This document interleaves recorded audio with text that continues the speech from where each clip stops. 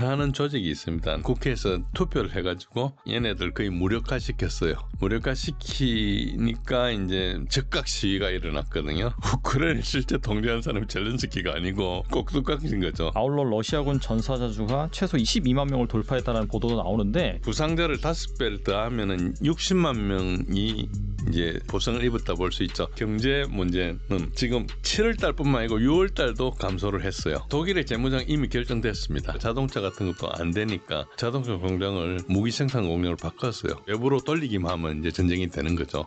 그래서 26년이 세계대전의 해가 될 수 있다는 것이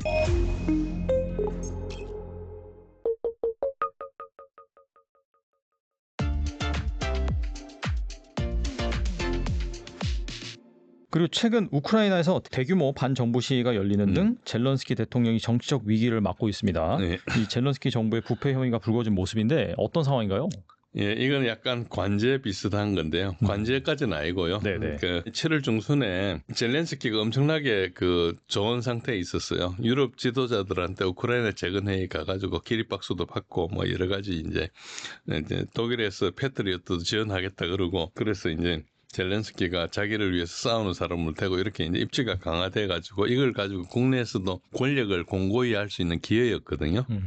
근데 뭘 했는가 하니까 이제 반부패 기관이라 해서 부패를 감사하는 조직이 있습니다. 나부하고 사포라는 두 개의 조직인데 이거는 USAID라고 미국에서 미 국무부가 지원하며 설치했던 기관이에요. 자기네 돈이 가면서 감사를 해야 되겠다 해가지고 했는데 이 부패 기관을 이제 통제하겠다는 국회에서 투표를 해가지고 얘네들 거의 무력화시켰어요. 무력화시키니까 이제 즉각 시위가 일어났거든요. 그 시위가 일어났는데 우크라이나는 계엄 상태라서 시위면 다 잡혀가요. 아, 그러네요. 근데 자세히 보시면은 시위를 하는데 시위하는 여자애들하고 뭐 젊은 애들하고 시위를 하죠. 여기 제가 지금 18세만 넘으면 군대 끌려갈 거예요. 네. 뭐 어쨌든 제가 잘 모르겠습니다. 그래서 이게 시위가 누가 했는 거니까 네오나치 집단 내에서 정적들이 이제 내부 반발을 했는데 시위대가 일반 시민은 아니고요. 이제 우크라이나의 젤렌스키 전임 대통령이 포로셴코인데 포로셴코나 조지 소로스가 운영하는 오픈 소사이어티 파운데이션이나 이런 데가 주도를 해가 시위를 한 거예요. 그래가지고 그 젤렌스키의 맞서는 우크라이나 내 올리가 그러니까 그 과점 자본들의 연합이 이제 정치 카르텔이죠. 거기서 이제 했는데 결국 젤렌스키가 후퇴해가지고 이걸 다시 복원하는 법률에 서명을 했어요. 이게 무슨 말인가 하니까 우크라이나 실제 통제한 사람이 젤렌스키가 아니고 꼭 똑같은 거죠. 그러니까 서방에서 돈을 주면서 감사하는 기간을 넣었는데 이거를 자르니까 시위를 했잖아요. 다른 거는 막 해도 젤렌스키가 독재 정권을 행사해도 서방에서 꼼짝도 안 하는데 자기 기간은 건드리니까 이제 이렇게 한 거거든요. 그러니까 젤렌스키보다 이 기간이 훨씬 힘이 센 거죠. 그래서 이제 민주주의가 아닌 통제다. 그래서 서방이 비판을 할 때 우크라이나가 이거 막 독재로 변하고 있다. 이제 이거 법률 통과하니까 막 언론에서 떠들었어요. 일제히. 그러니까 이 사람들 한통속으로 움직이는 거죠. 그리고 뭐 야당 탄압을 하거나 언론 폐쇄를 하거나 선거를 중단하거나 했던 그 전에 했던 행동들에 대해서는 전혀 비판이 없었거든요. 그런 거 다 해도 민주주의라고 그랬고 했는데 지금 이거 건드리니까 좀 난리죠. 그래서 우크라이나가 서방의 통제에 벗어나는 것에 대해서만 강력하게 반발을 하는 거죠. 그래서 서방의 주요 관심사는 우크라이나 민주주의가 아니고 우크라이나에 대한 통제권을 유지하는 거라는 걸 증명한 거고 지난 3년 반 동안에 민주주의 우크라이나에 대한 독재자 푸틴의 침략이라는 담론이 거짓임을 드러낸 거죠. 잘 보시면은 이걸 누가 무슨 이야기를 했는가 우크라이나에 이제 국회의원 중에 한 사람이 마리아나 베주클라야라는 사람이 경고를 했는데 내용이 뭔가 하니까 현 상황에 대해서 반발한 거예요. 그러니까 이 시위를 하니까 자기 법률 서명했던 걸 다시 이제 돌리는 이런 걸 하니까 이 사람도 네오나치거든요. 네오나치인데 정부 정책을 비판하는데 뭐라 하는 거 하니까 반부패 기관들을 서방의 통제 아래 되돌리는 법안은 우크라이나의 주권을 침해하는 행위다. 맞는 말이에요. 그렇잖아요. 네. 그, 즉, 서방 지시에 복종하는 대가가 주권 상실이라는 거죠. 그래서 진정한 주권을 회복하려면은 중립적인 지위를 유지해야 된다. 그러니까 이게 저기 잘못된 거다. 이런 이야기를 하는 거죠. 근데 요 이야기가 러시아가 계속했던 이야기예요. 아. 이 사람이 또 러시아로 몰릴 수도 있어 잘못하면은 무슨 백이 있으니까 버티고 있겠죠. 그래서 이제 나토나 EU에 가입하는 것이 주권을 강화하는 것이 아니고 오히려 서방의 지정학적 패권 아래 종속되는 길이다. 실제로 그렇게 돼 있어요. 지금 못 모르고 나토에 가입했다가 지금 굉장히 후회하는 나라들이 좀 있습니다. 그래서 그 현상을 지금 질문하는 현상을 사실은 반부패의 문제가 아니고 이제 서방에서 우크라이나를 통제하는 통제기관에 대한 문제다 이렇게 보시면 됩니다. 그리고 이 러시아가 우크라이나 전쟁 비용을 충당하는 핵심 수입원인 석유와 가스 수입이 7월 한 달간 전년 동기 대비 27%나 감소했다라고 합니다. 아울러 러시아군 전사자수가 최소 12만 명을 돌파했다는 보도도 나오는데 인구 감소와 재정 악화로 러시아 경제 전반이 심각한 상황이다라는 얘기가 있는데 어떻게 보시나요? 예, 인구 감소 문제를 먼저 말씀드리면은 인구 감소는 이게 이제 뭐 인구 감소까지는 아니고요. 네. 전사자 수가 12만이라는 것은 BBC에서 외주를 하는 그 스페인의 업체에서 조사를 쭉 했는데 여기가 꽤 정확합니다. 이 숫자가 실제 자기네들이 다 조사한 숫자의 35%를 더한 거예요. 빠진 게 있으니까. 그런데 또 중복도 좀 있어요. 그래서 이것보다 좀 작을 거라 그러는데 그래도 굉장히 정확해요. 실제로 가서 보기도 하고 뭐 여러 가지 뒤지어서 하거든요. 돈을 많이 들여서 조사하는 거예요. 신뢰할 만한 정보다라고 볼 수 있는. 예, 그래서 저는 이 자료를 씁니다. 이 자료를 3년 반치를 다 모아놓으면 기간별로 추세서도 있게 해가지고 그걸 가지고 우크라이나 군이 어떻게 변했다 추정도 하고 합니다. 그래서 러시아군의 사망이지만 우크라이나 군하고 매치형식이 보면은 이제 일치성을 좀 알 수 있거든요. 네네. 뭐 엄청나게 통계적으로 유의한 것은 아니지만 어느 트렌드는 좀 나옵니다. 그런 게 있어서 12만 명 돌파했다는 것은 거의 사실로 보이고요. 그리고 러시아는 보통 여기에다가 한 5배의 부상자를 더합니다. 그렇죠. 네네. 그 부상자를 5배를 더하면은 60만 명이 이제 손실이 부상을 입었다 볼 수 있죠. 네. 그런데 그 부상자 중에서 돌아올 수 있는 부상자들이 있어요. 그러니까 의료시설 좋거나 상황이 좋으면은 대부분 사람들이 돌아옵니다. 그래서 한 80% 정도 돌아와요, 최대. 그러니까 지금 뭐 다리가 절단됐든지 해가지고 전쟁에 참여 못하는 사람은 12만 명 정도가 있는 걸로 보면 되죠. 그리고 나머지는 뭐 가벼운 부상이나 해가지고 뭐 다리 좀 부러졌다가 붙인 다음에 또 돌아왔다든지 이런 식으로 복귀한 사람들이거나 뭐 제대한 사람들 이런 사람들은 이제 뭐 계속 순환을 도니까 그런 식으로 해서 손실을 추정할 수 있죠. 그 손실은 다시 전선에 복구 못하는 걸 손실이라고 그러거든요. 탈영을 하거나 실종이 되거나 포로로 잡히거나 뭐 이런 것도 다 손실로 하죠. 그래서 이 수치는 꽤 신뢰할 만하다. 그리고 두 번째로 이제 경제 문제는 지금 7월 달뿐만 아니고 6월 달도 감소를 했어요. 유가 하락이 크고요. 그다음에 루블화가 너무나 강세한 것도 큽니다. 루블화를 강세다 보니까 이제 전반적으로 수입은 루블화로 치지 않습니까? 그렇죠. 그러니까 이제 그런 게 좀 있고요. 그래서 이제 우리가 따질 때 18차 제재 패키지가 좀 영향이 있었을 거다. 6, 7월에 좀 이렇게 했었으니까 그런 이야기도 있는데 그러나 전체 세수에서 에너지 수입을 차지하는 것은 25% 미만입니다. 한 17%, 18%, 20 몇 프로 이렇게 해마다 다른데 그래서 뭐 이렇게 27% 감소했다고 27% 감소되는 게 아니고 재정에는 27%의 4분의 1 그러면 한 7%, 8% 이렇게 감소한 거죠. 그것도 큰 겁니다. 그것도 크지만은 어쨌든 기본적으로 연간 최대 187억 불까지 재정 빵꾸가 날 거라고 보는 겁니다. 그리고 러시아는 그러나 작년부터 너무나 경제가 과열돼 이제 시키고 있었거든요. 그리고 이자율도 좀 내리는데 지금 인플레가 좀 들어가지고 이자율을 올렸다가 이자율이 조금씩 떨어지고 있습니다. 그래도 살인적인 이자율인데 그래도 20 몇 프로에다가 지금 18%로 떨어지고 있거든요. 어쨌든 러시아는 경제가 조금 이제 위축되는 걸 바라지 않지만은 너무 과일 성장은 바라지 않다 그래서 그렇게 가고 있고 오른쪽에 보시면은 1분기까지는 보시라도 이제 많이 줄어들었죠. 2분기는 조금 더 줄어들 가능성이 있는데 그러나 이거 전체가 이제 뭐 약간 일시적인 현상이다. 러시아는 한 250억 불 정도 불필요한 걸 주체로 안 하려는 그런 자구 노력을 하고 있죠. 러시아는 전체 재정 그 국가 부채 비율이 GDP 20% 이하거든요. 그 재정 건전성이 되게 좋아요. 그래가 옛날에 90년대 빚 많이 했던 거 대부분 갚았기 때문에 그런 것도 있고 여유가 있고요.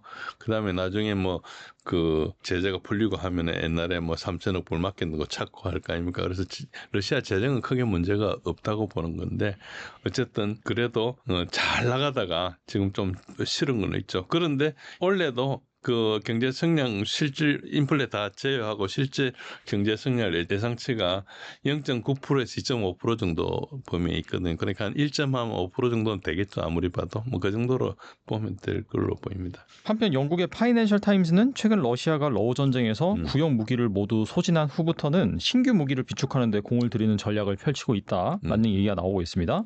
이는 향후 나토 국가들이 개입한 분쟁이 발생할 가능성에 대해서 고품질 탄약을 비축하기 때문이라는데요. 실제 이 분쟁이 생길 가능성 어떻게 보시나요? 그 맞는 말도 있지만은 또 틀린 말도 있습니다. 러시아가 이제 어떤 게 이번 전쟁에서 어떤 게 큰 장점이 있는가? 그러니까 구소련의 생산 시설이나 비축 물량이 되게 많았어요.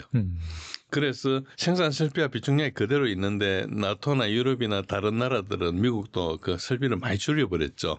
그러니까 이제 이게 생산이 제대로 안 되는 거죠. 그런데 그런 차이가 있는데 전통적으로 러시아 경제를 보면은 이제 군사과학 기술이 많이 발전해 있고 그리고 방산업체들이 사실상 국유화가 돼 있습니다.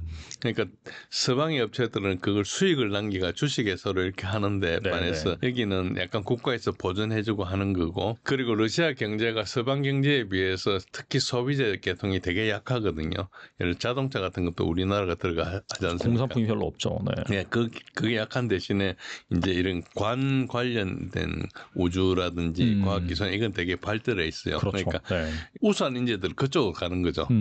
이쪽에는 가봐야 외국 회사에서 뭐 이런 거 하니까 대략 이제 그 인재도 그렇고 경제가 대략 국가 운영하는 쪽으로 발달해 있다. 소련의 어떤 영향을 계속 받아가지고 이렇게 보시는 게 좀 맞고요.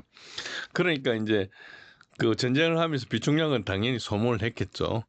그 소모를 하면서 이제 그거를 뭐 소모될 걸 예상했으니까 생산했을 거 아닙니까? 그러니까 산업 생산 능력을 극대화하기 위해서 국방장관을 이번 벨루소프 국방장관을 작년에 교체를 할 때 경제 전문가를 앉혔어요. 이 사람 경제 전문가예요. 그러니까 이게 그전에 쇼이구는 굉장히 임기응변적으로 문제가 발생했을 때 잘 대처하고 했기는 했는데 장기적으로 가야 된다. 나토하고 붙을지도 모르니까. 그래서 이제 장기적으로 하기 위해서는 이걸 막 필요하다고 막 짓다 보면 경제성이 없이 막 할 수가 있으니까 그렇죠. 계획적으로 잘 이렇게 규모의 경제가 있게 해라가 경제 전문가를 장관을 시켰거든요. 그게 이미 대비했다고 볼 수 있는 거죠. 그리고 어떤 우방이 러시아는 부족해요. 그러니까 거의 자기밖에 없거든요. 벨라루스가 있는데 작은 나라니까. 결국은 러우전을 시작할 때 나토하고 붙는 걸 생각했겠죠. 나중에 안 되면 나토가 쳐들어올지 모른다. 우리가 우크라이나 하다가 너무 약해지면은 그 약점을 보고 나토가 핑계 잡아 들어올지 모른다는 위기감을 가지고 했을 거예요. 그거 없이 하지는 않았을 거거든요. 그러니까 이런 걸 다 미리 계산했다고 볼 수 있고요. 그리고 소모전을 택한 것도 손실을 줄이기 위해서 소모전을 택한 거예요. 소모전을 택하지 않고 기동전을 해서 막 들어가면은 빨리 성공을 볼 수 있는데 대신 내 피해가 늘어나거든요. 그렇죠. 근데 그렇게 해가지고 정가는 거둘 수 있을지 모르지만 손해를 입으면 나토가 쳐들어올 수 있거든요. 그걸 항상 생각해야 되니까 손해를 줄이는 거죠. 뭐 세월라 내어라 그냥 우리는 20년도 하겠다는 생각으로 하는 거예요. 그런 식으로 하니까 이 경제가 왔다 갔다 하면서도 경제를 좀 죽이려 하는 것도 너무 과열이 되면 인건비도 늘어나고 해가지고 비용이 급증하니까 조금 이렇게 그런 조절도 하고 할 정도로 전반적으로 이게 통제를 하고 있다 이렇게 보시면 되고요. 우크라이나군은 4차례에 걸쳐서 제가 그 아까 말씀드린 그 10여만 명 그 데이터를 다 분석을 해보니까 그때 우크라이나군하고 이제 손실하고 비교해 보니까 한 4차례에 걸쳐서 우크라이나군이 거의 전멸을 했어요. 지금은 거의 훈련도 안 되고 정예가 아닌 거의 제일 약한 군이다. 그래서 지금 상당히 어렵다 이렇게 보시면 되고 러시아는 나토와 일전을 대비해서 정예를 두고 계속 교대를 해가지고 굉장히 건강하게 만들어놨다 이렇게 보시면 되고요. 그리고 서방의 발표와 달리 러시아의 손실은 우크라이나의 5분의 1 내지 10분의 1, 심지어는 최근에는 20분의 1, 30분의 1 수준입니다. 거의 안 주고요. 최근에 아까 말씀하신 그 자료를 봐도 최근에는 거의 손실이 없습니다. 한편 이 러우 전쟁과 이 미국의 마가 정책이 독일의 재무장 가능성이 좀 촉진시키고 있다? 그런 또 분석이 있습니다. 과연 이 독일이 재무장한다면 어떤 결과를 초래할까요? 예, 독일의 재무장 이미 결정됐습니다. 결정돼 가지고 독일은 두 가지 방향으로 재무장을 합니다. 하나는 독일 자체를 무장하는 거예요. 독일 돈을 가지고 하는 거죠. 그거는 메르츠 신임 독일 총리라 가지고 그 사람들은 챈슬러라 그러는데 이 사람이 이제 추진을 하는 거고. 그다음에 두 번째는 EU의 재무장을 추진하고 있는데 이게 우르줄라 폰데라이엔이라는 그러니까 독일 산부인과 출신 독일 국방부 장관도 했던 사람인데 이 사람이 EU 집행위원장이에요. 그래서 EU 무장을 독일이 주도하고 있어요. 그래서 EU 예산을 늘려가지고 하자 뭐 이런 여러 가지 하면서 그 안에 방산업체를 키우고 하는 것들 독일이 사실상 독점하고 있어요. 그래서 폴란드나 이런 데 되게 불만이 많죠. 하청이나 받아야 해야 되니까 자기들도 방산을 키우고 싶은데 어쨌든 그런 걸 통해서 독일이 지금 유럽 전체 재무장을 주도하고 있어요. 그건 분명합니다. 그런데 이제 경제가 침체돼 있는 데다가 러우전을 해가지고 피로도 한 데다가 국민들이 나토하고 EU에 대한 저항이 되게 증가하고 있거든요. 독일도 지금 이 메르츠 총리가 지난번 선거에서는 26%인가 연정을 얻었는데 그때 이제 AfD 독일 대한당이 20%를 얻었어요. 그런 2등이었죠. 2등인데도 이제 전혀 정치에 참여 못했거든요. 왕따를 시켜가지고. 근데 지금은 AfD가 1등이에요. 지지율이. 그 정도로 이제 전쟁 휘말려 들어가지 말자 하는데 AfD를 낫지라고 낙인을 찍어가지고 그 연장을 못하게 해놨거든요. 그런데 사람들이 아는 거죠. 이게 낫지가 아니고 지금 우리가 전쟁 휘말리 들지 않아야 되겠다 이런 주권을 주장하는 건데 어쨌든 그래가지고 각국이 정치 지형이 다 우파로 정권 교체 중에 있어요. 맞아요. 네. 예, 그렇게 돼 있어가지고 그걸 이제 글로벌리스트들이 정치공학을 가지고 좌파들이 작게 이렇게 지금 약간 해놨지만 이게 얼마나 버틸 수 있을지는 몰라요. 그러다 보니까 계속 탄압도 하고 어떤 나라들 선거 결과를 계속 뒤집어 버려가지고 어떤 후보가 못 나오게 하고 이런 무리한 짓을 해가지고 국민들 반발을 사는데 국민들 조직을 하는 데는 별다른 또 능력이 있어야 되잖아요. 그게 이제 아직까지는 안 되고 있는데 그런 상황이고 그러나 지금 이래도 독일의 재무장 정책은 안 바뀔 걸로 봅니다. 그 이유가 뭔가요? 우선 독일이 러시아하고 교류 단절을 해가지고 에너지가 너무 고비용이 돼버렸어요. 그러면 독일의 그 중화학공업이 에너지를 기반으로 하는데 너무나 고비용이 되니까 경쟁력이 없잖아요.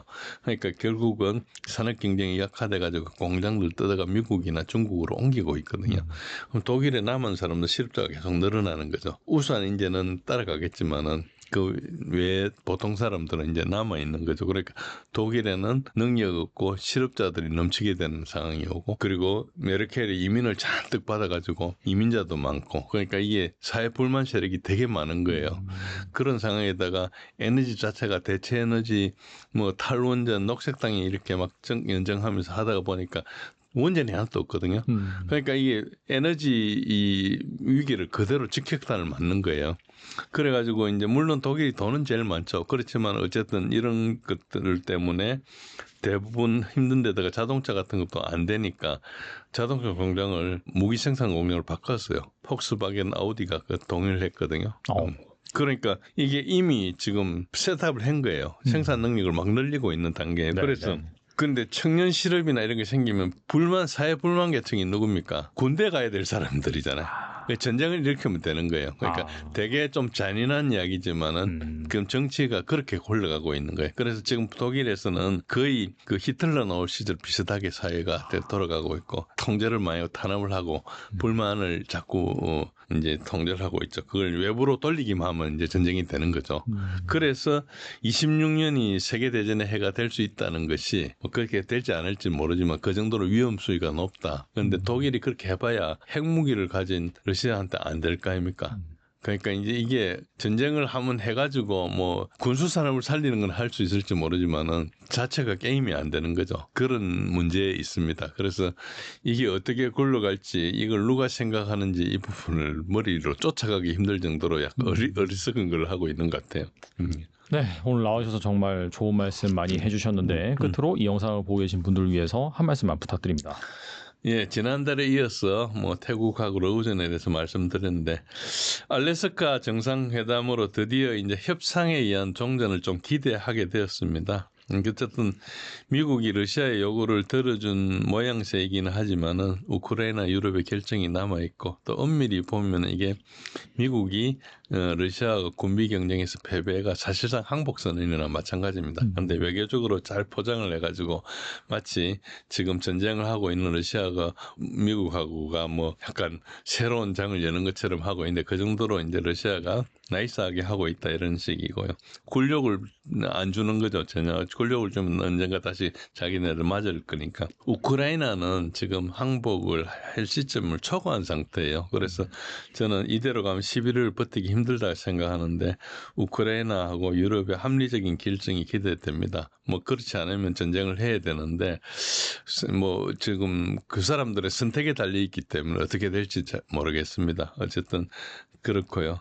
뭐 이런 것들 포함해서 제가 다 못 드린 말씀은 제가 운영하는 블로그 진지엘의 군사력 이해하기에 가끔 글을 쓰고 하니까 오셔서 보시고 같이 논의하고 소통하면은 조금 이해하는 데 도움이 되지 않을까 생각합니다. 들어주셔서 감사합니다.